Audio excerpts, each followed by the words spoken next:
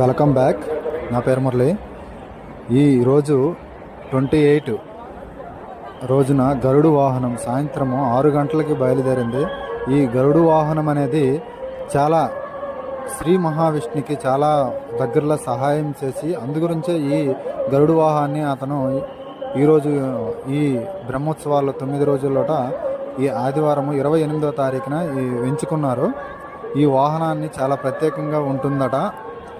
ఈ గరుడు వాహనం వెళ్ళినంత టైం కూడాను ఇక్కడ గ్రద్దలు గరుడు అంటే గ్రద్దలు గుడిపైన తిరుగుతూనే ఉంటాయి.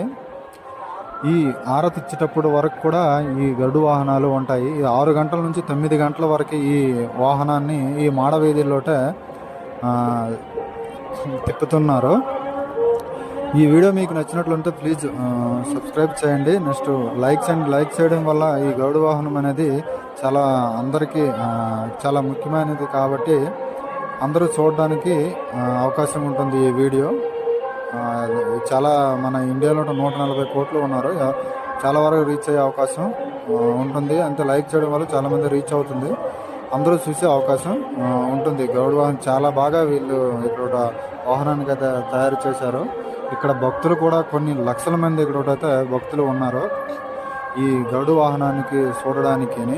ఒకసారి మీరు చూడవచ్చును. మొత్తం చుట్టుపక్కల కూడా చాలా వరకు ఈ వాహనాన్ని చూడడానికి మన ఆంధ్రప్రదేశ్, కర్ణాటక, మహారాష్ట్ర, తెలంగాణ ఇవన్నీ కూడా చాలా లక్షలాది మందిలోట ఇక్కడ ఈ గరుడు వాహనాన్ని చూడడానికి గురించి వచ్చారు. ఇక్కడ చూడవచ్చును ఎంత ఫ్లోటింగ్గా ఉన్నదో. మొత్తం చాలా ఫ్లోటింగ్గా ఉన్నది. ఈ వీడియో మీకు నచ్చినట్టు ప్లీజ్ సబ్స్క్రైబ్ చేయండి. వన్స్ మోర్ ఎందుకంటే లైక్ చేయండి. సపోర్ట్ చేశారంటే ఇంకా చాలా నేను ఈ బ్రహ్మోత్సవాలు మొత్తం నేను ఉంటాను 9 రోజులు కూడాను.